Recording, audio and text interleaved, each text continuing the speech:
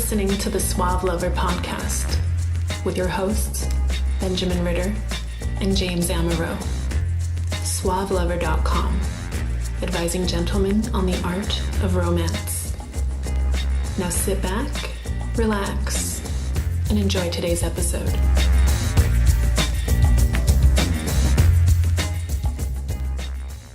So tell me if this has changed. Maybe I'm missing out on something because it wasn't in stores on Black Friday. Can you go into a store like today, like a Walmart? Mm-hmm. Is there a relationship aisle? Yeah, but it's not at Walmart. It's at Macy's. You gotta go to Macy's to go to the relationship. An expensive relationship. Nordstrom's relationships will be very expensive. That's right. Get a half off for a relationship. When did a relationship become some sort of commodity that you have to own or buy? I mean, it is funny, right? Because you can go in and with sort of sheer force of effort, get an education, get a job, get a car. So it seems natural that you would get a relationship with a lover. And if you can't, a human being. One that you want, that fulfills you. Yeah. Man, how many girls get tired of shoes? Come on, they have to go to the store and buy new shoes. So it's like, you're supposed to find the one thing that completes you forever. Don't get shoes. Don't get shoes? I don't. You don't understand? I like shoes. I don't have a thing for them, but I don't understand heels. I don't understand why every woman wants to wear heels, but it's a different topic. I don't understand why they ever get to take them off. It seems like they should be mandatorily strapped on. They're very erotic. Why aren't they born with like cloven hooves like on the Rolling Stones? Oh, yeah. No, but it's like a lot of people, and especially clients, they have this idea that they need to have a relationship, almost like they need to have the next iPhone. Indeed, it comes from some cultural programming that we have, unfortunately, no control over. What are the standard templates for happiness? Well, it's being in a satisfying relationship with a significant other, not just a dating relationship, not just a casual relationship. It's, having somebody to go do Thanksgiving and travel with, right? Yeah, it's proven to create longer life, create greater happiness, is your intimate relationships. You're having one specifically close relationship and then like a few scattering of other relationships that aren't as close. But the bummer of the programming of that way of thinking is a little bit like the soulmate thing. You kind of wind up then with really unfortunate success criteria. A relationship is the kind where I just feel great. I just always feel good. And it should just happen naturally. We shouldn't have to work on it. We shouldn't have to talk about bad things. You shouldn't have to date around a lot in order to find this perfect relationship. It should be kind of a love at first sight kind of a deal. Because what happens, you should know what your career right away. You should know, it's like when something isn't working in your life, you have the ability to change it. Yeah. Right? And you have the ability to find something that fulfills you. Fix it, right? And it's putting this same idea of commoditization on relationships that is causing so much suffering in people that I talk to and people that I see. I have heard it phrased thusly.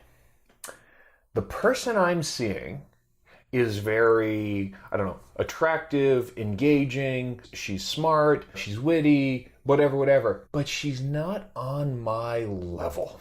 And I've heard it phrased from some very close gay friends as, he's such a party boy, but he just won't get on my level. There's this sort of frustration that they're ambitious or they're accomplished or something. And the person that they're seeing, who they're wild about, isn't matching some expectation that they have about how their significant other, which becomes a narcissistic reflection of who they are. I'm with this person who isn't on my level, and now I'm mad that they're not reflecting well on me. And why can't I find someone that's on my level? On my level. Which is wonderful from a dating coach's perspective, because you want people to equal their investment into the amount that someone's values align with theirs, and you want them to be level-headed and self-aware in their relationship and make sure that they're not investing too much. But then I see this constantly happen. I want him to match my values, but they don't. I want her to match my values, but she doesn't. But I'm going to spend another 2 years with her trying to make her match my values. Yeah, well, I mean, I think there's a difference between casually dating and shopping around a little bit versus this is a beautiful car.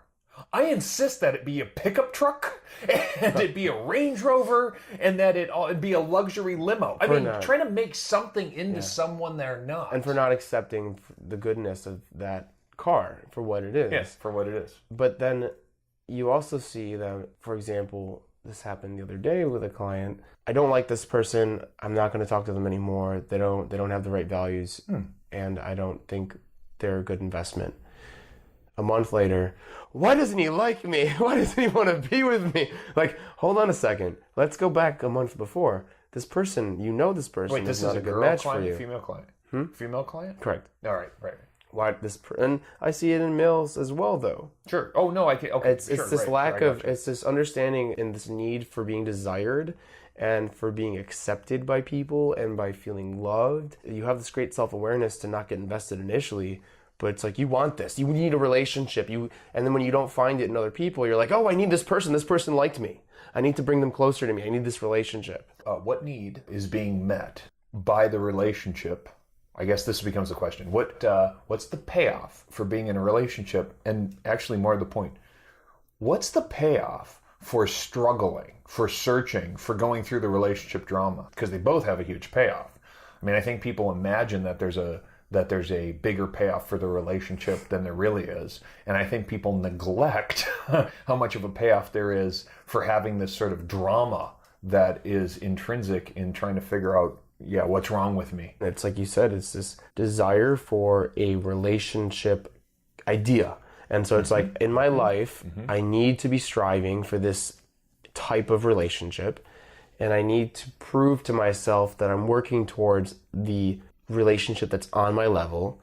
And I can't just be okay with the current relationships that I have. And this is completely and utterly making people depressed. How to Start a Kinky Relationship by James Amaro is the definitive guide to successful alternative romantic relationships. The book has been called 50 Shades of Grey for Real People. Educational, informative, and irreverent, this book has something to offer anyone who is curious and sexually adventurous. Get your copy of How to Start a Kinky Relationship by James Amaro at Amazon.com or in select bookstores today. Well, I mean, I guess I can see why. I mean, if the idea is that you have to find a unicorn boyfriend or girlfriend, and the criteria are something that even you don't really understand. You don't even know what you're looking for. You could not articulate. You don't know what your values are. You don't know what you want in someone else. You certainly don't know what you're willing to settle for, what your trade-offs are, what your deal breakers are. You're just not even clear on that. All you know is this: I'm not happy. And relationships are supposed to make me happy. Exactly. Who the fuck said a relationship is supposed to make you happy? I can tell you what it can do. A lot of people say that. That's the problem. Well, I can tell you what it can do. It can make you satisfied. I mean, a relationship can bring a tremendous amount of satisfaction to you. But happiness, holy fuck, brother, that's on you. So, I mean, either you're happy before or outside of the relationship and you bring it to the relationship, or you're not. But let's say then, on the other hand, you know your values. Okay. And you know what you want. You know what you're striving for. You still feel like you're doing something wrong because it takes a lot of work and time to find someone. Yeah. I mean, do you think there's a lot of people like you? Because that's what you're looking for. You're looking for someone with your same exact values. Yeah. How many people do you think are around that are like you, right? You know, there is, I think rightly so, there's an intuition that you want somebody who is a little bit better than you, maybe a little bit more attractive or a little bit smarter. If you're a girl, you might want some guy who makes more money or is taller, whatever. But they got to be in your league. I want 3 boobs. Who doesn't? I want 3 boobs. It's been hard to find. I'm trying. I really am. All on the same person? These 3 boobs? Oh, I didn't think about that. Oh. I could have 2 people and complete my desires. You could actually be even stranger with the mono boob lady who is kind of completing your trilogy. I could go for that.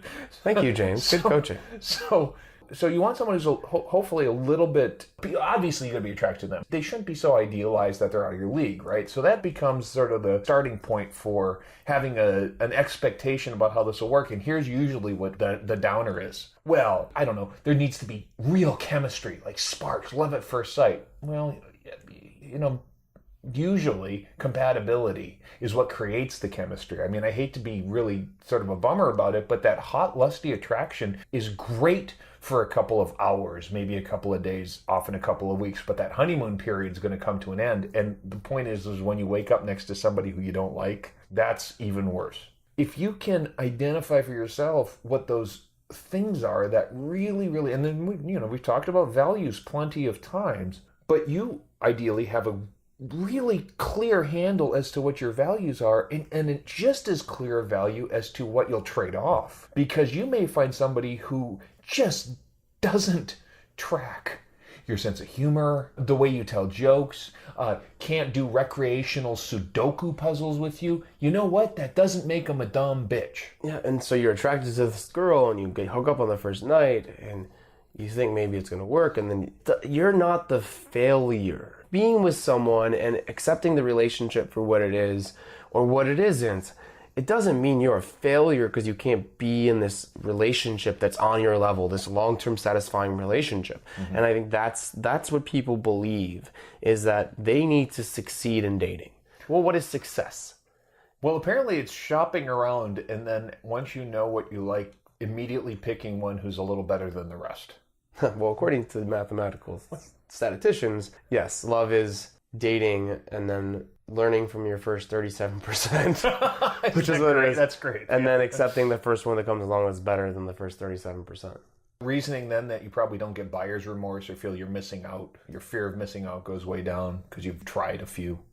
Yeah, and then you can commit without feeling like you're missing out on something really, really wonderful and important and perfect. I would assume. I don't know what the clearly statistical analysis is revealing it. I'm not sure that the theory behind it is as obvious. Yeah, I'd like to research it a little bit more. So I'm just going to go start dating. I'm going to just have sex with the first 37%.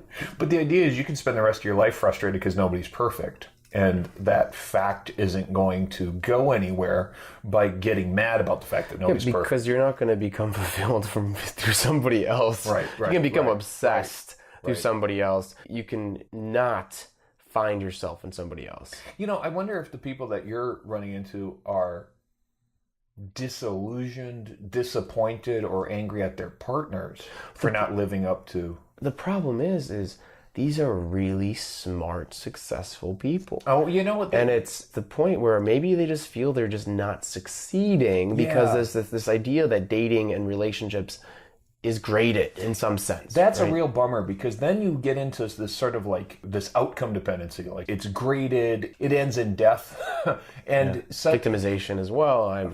Why everyone else is finding these relationships and they're just whores and assholes.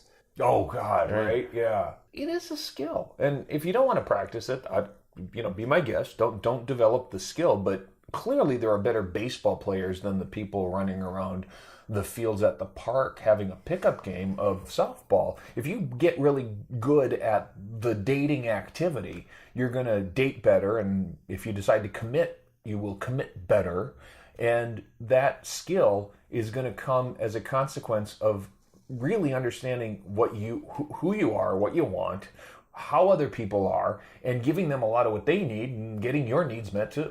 And add on, the better you get, the less likely you are to commit. It's funny, huh? Because you have higher standards, you know more about what you want, and dating is about quantity to find quality. Well, you kind of got to pour over the applications, look at some resumes, right? There comes, though, this negativity, and I see it in men, I see it in women, because they date a lot, and because they date a lot, they're usually more secure with themselves, and they know what they want. We're talking about someone that has their shit together. Eventually, they just say, everyone's a fucking whore, everyone's a slut, everyone just wants to fuck, and it's like, okay, your experiences right now dating, you've been having sex, you've been exploring your sexuality, you've been exploring other people's sexuality. Why would you want to do more than just fuck if you're not on your level or finding the person that's on your level? Why would you negatively frame these relationships that are for what they are? And that comes an issue where when you're not having success in dating and success in finding that one relationship that is more than just sex, you look negatively on sex because you think that that's the problem when it's a completely different issue. The Essentials by Benjamin Ritter is your concise manual for life improvement and success with women. The Essentials has been called a straight-to-the-point lesson in the lost art of being a man. Packed with insights, this book will transform the way you think about dating and relationships. Get your copy of The Essentials by Benjamin Ritter at Amazon.com or in select bookstores today. Do you think sex keeps you away from finding a relationship, negatively affects it?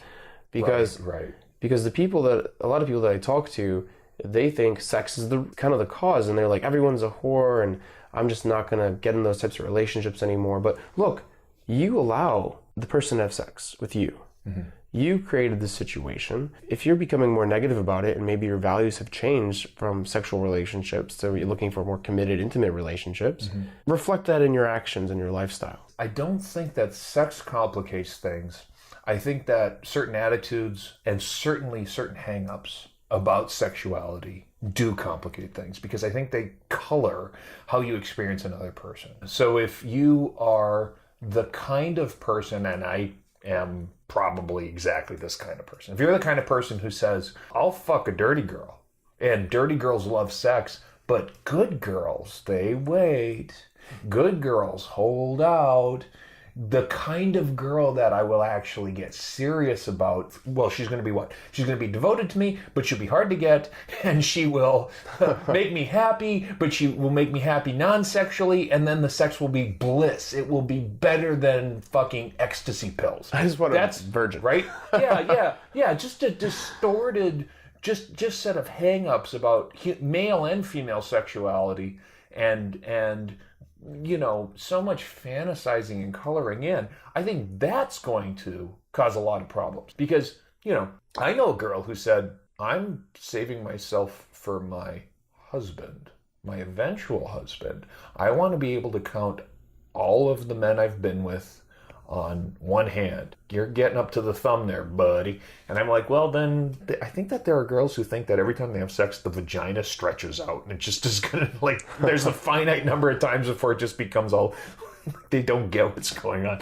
But anyway, so I'm like, well, okay. I mean, it seems to me that's a kind of self-shaming. I mean, you ought not shame yourself. It's a lack of security. Anyone else. It's a lack of security with your own sense of self. It's where I'm only sex, people only see me as sex, I can only define myself by this trait of who I am. Mm-hmm. And it's sad. Well, it's not going to be very productive if you're looking to find a unicorn. I mean, if what you get out of this is the only girls that are on my level, the only girls that are worth my effort are girls that barely exist, and that 1 in a million girl, well, if there's a 1 in a million girl, there's 10 of them walking around Chicago, buddy. How are you going to find her? If it's a 1 in a million, very scarce resource, then you know that the search cost is going to swamp. I mean, now you don't want to search because they're all dumb, slutty, whatever negative things you're thinking about that, and you are nevertheless going to hold out for the one and only. Well, now you set yourself up to fail. I mean, there's no way you're going to pass that GMAT test. What is your perspective on, James? If you look for it, you're not going to find it. You know, I found the love of my life because I just stopped looking. It's, you know that phrase? Yeah. Everyone's just like, I just have to stop expecting it. I have to stop wanting it and looking for it. Well, I mean, there's a sort of a watched pot doesn't boil. This is an old sort of piece of wisdom, do with it what you will.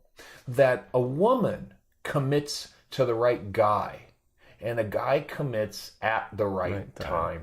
And if you're settling down or you're in a settling down state of mind, then I can't predict when. I was in a settling down state of mind in my early 20s, dude. I can't predict when it's going to hit you. You may find now is the time for me to settle down. This person I'm with is wonderful.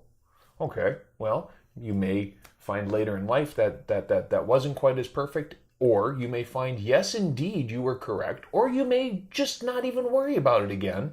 But chances are good that you're not going to be in a settling down state of mind particularly young. You as a man of the world and has built your career, your business, or your, met your goals, you're going to find yourself somewhere in your 30s, maybe a little adrift, maybe not quite sure what you want. There was that one girl that one time, boy, I wish I would have kept to her. And all the girls that come, boy, they come and go, but they just don't have any depth. I mean, really, the visionary, awesome, crazy artist who, you hooked up with, but you never really took seriously. She wasn't a serious girl, or you never took her seriously. What I mean is, if you are in that state of mind that says, now is the time for me to settle down, well, I suggest refine your dating techniques. You don't got to become a dating expert. Hire a coach. Hire a coach. Hire a coach. Refine your dating techniques so that you get really good at very quickly determining what it is that you're interested, what you're looking for. Get some quick value alignment. And then go in, find girls that are attractive, meet your sort of container specifications, physically attractive to your liking, and meet them, and meet them, and meet them, and meet a bunch of them. Meet a bunch of them. Meet a bunch of women. There are going to be a lot of women out there. Meet a lot of them. You're not going to say more than boo to the vast majority. You're going to, okay, well, this isn't going to go anywhere. You're not going to be rude about it. This is actually your life. 37%. 37% you'll dismiss out of hand. What about the guy? What about the 20-some-year-old that likes fucking around, but he gets depressed because he's not finding anything meaningful, but he's not ready to settle down? Well, then I don't know what his problem is. If you want to fuck around, fuck around. If you're depressed about the fact that you are young and dumb and want to put your dick in a lot of things, sorry, dude, that's being a young male. I mean, what's the issue? Meet a lot of people. Meet a lot of girls. And don't become depressed about meeting a ton of girls, because the fact of quantity nothing's wrong. Against quality is necessary. It's not a big deal. And it's more than you think it's going to be. It's not 100 sheep. It's like 1,000 sheep. I keep finding myself sort of surprised when people complain about the person that they're with. It's like this. Guy's looking at birds sitting there on the ledge and says, look at those birds. I mean, they got wings. They can fly anywhere they want to. They're totally free. They could fly anywhere they want to. And then he thinks about himself. He goes, the same is true of me. I mean, right? You can do what you want. You can be where you want. You have, pretty lucky to be born in 21st century America. So do what you want. Date who you want. If you don't like the people that you're dating, date other people. I mean, it really isn't something to have much of a preoccupation with. If you find that you are not happy with the dating process, that totally resonates. Yep, I get it. Dating can be a hassle. It can be disappointing. You think she's going to come over. You think she's supposed to be more reliable because the one perfect girl that you dated 5 years ago and let go, boy, she was like clockwork. She showed up when she said she would. She was reliable. She was like a little guy. I know. They're not all like that. She was a keeper. You let her go. But enjoy the one you're with. Enjoy the ones that like you. And enjoy the fact that women are a complex, chaotic mystery that will eventually give you a heart attack and take your money. Hopefully while they're having sex with you.